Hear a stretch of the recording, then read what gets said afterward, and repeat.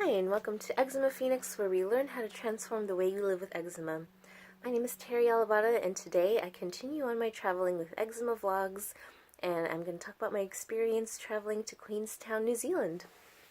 So, apologize again, still doing shaky cam, could not find a cell phone tripod for the life of me in Wellington, so I got this selfie stick, which I thought would give me more stability. I think it just like allows me to hold it further out, but it's still a bit shaky as I see. So thank you for bearing with me. And on to Queenstown. So Queenstown is much further south than Christchurch, and the further south you go in New Zealand, the drier it is. So the tightness continued. It was worse. It was still the winter.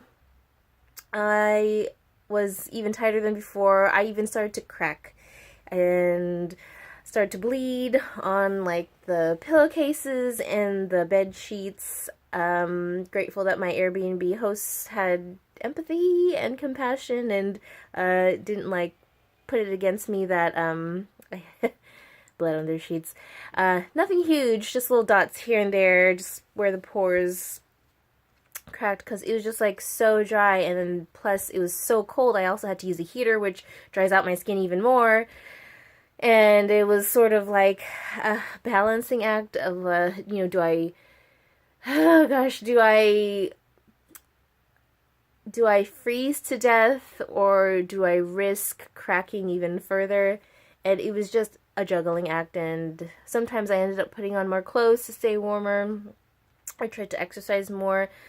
Sometimes I just had to deal with it and deal with the dryness in the morning. And no matter how much moisturizer I put on, even my usual cocktailing of balms and salves with lotions, and it didn't matter what I did. It didn't matter if I used products from New Zealand, like with Antipodes or the Mugu products. I had to reapply my moisturizer so much, and I really don't like that, because not only is it wasteful, but it really like kind of clogs your skin after a while, and that becomes its own source of itchiness, just like all of this product sitting on top of your skin, and then like the dead skin cells, kind of like trying to flake off, but you're tight, and oh man, it's just it's tough. It just was.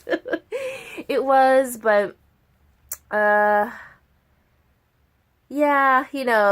I still was able to enjoy it. Queenstown is gorgeous, and I'm gonna put in some photos of places I saw. Wanaka was my favorite. It was the first place I went to, and I had to get up really early for the intercity bus to that again.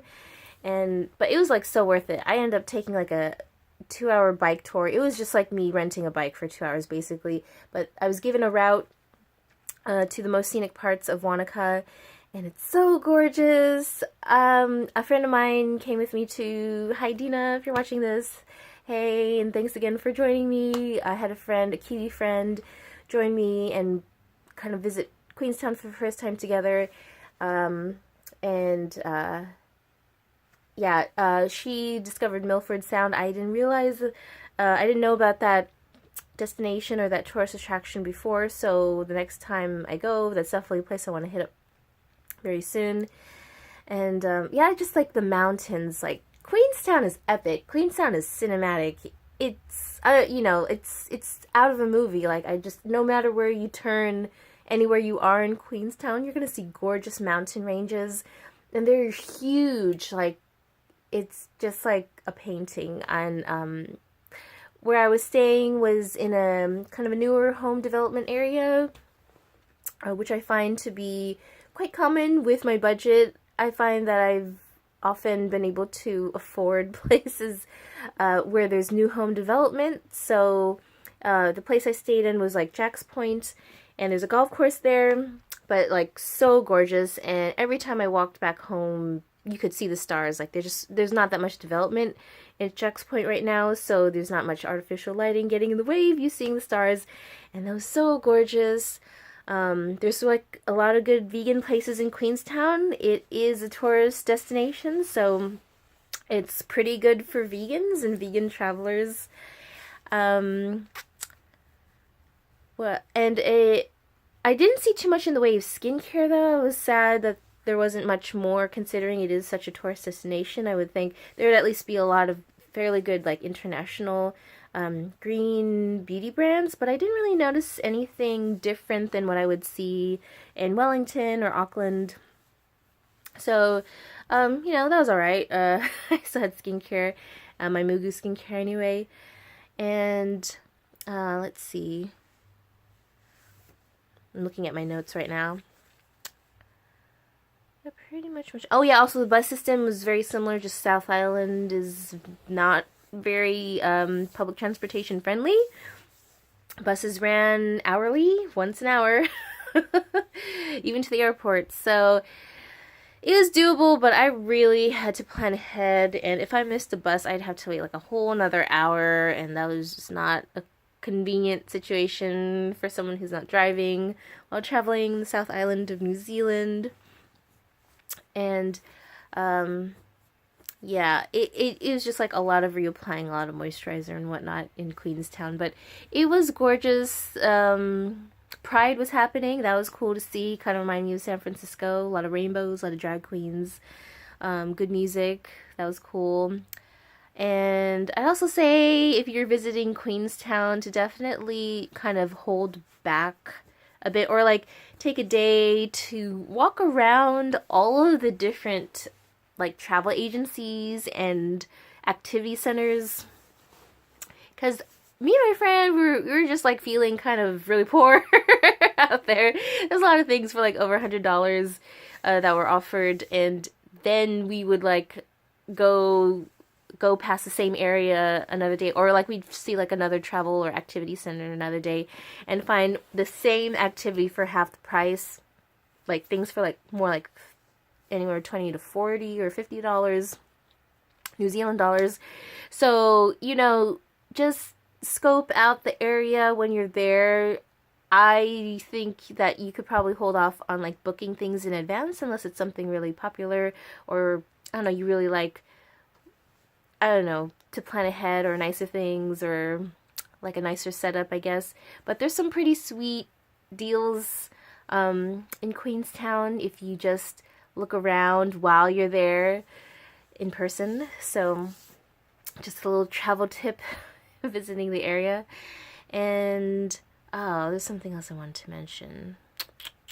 Oh, I bungee jumped. That was so cool.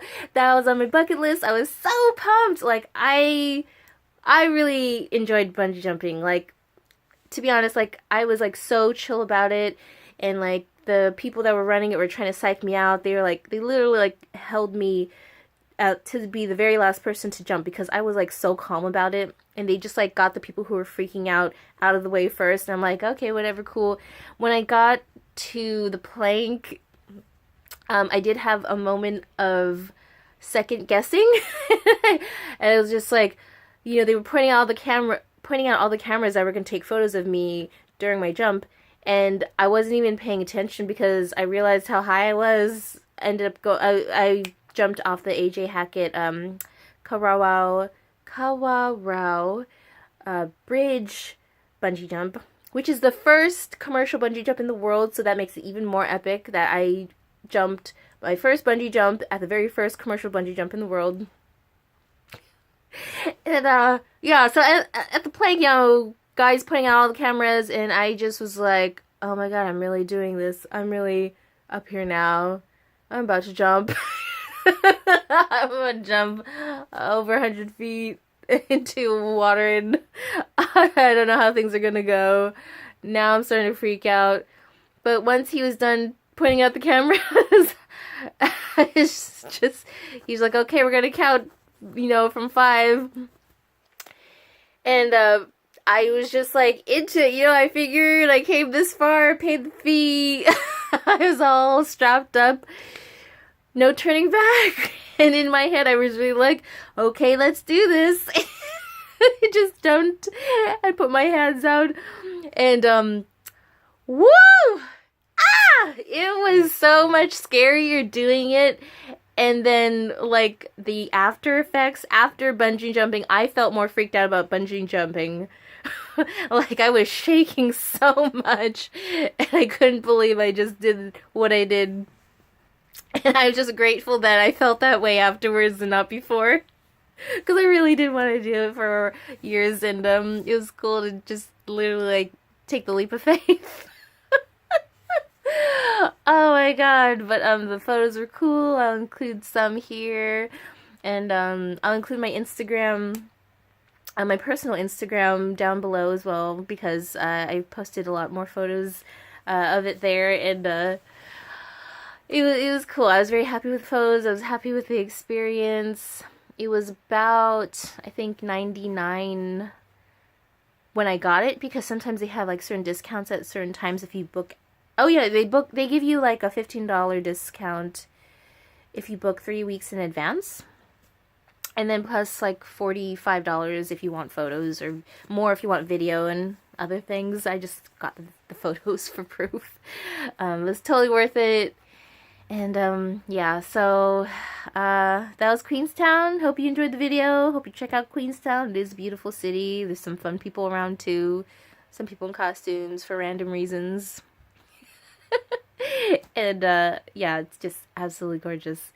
So thank you for watching, and I'll see you in the next video. Bye.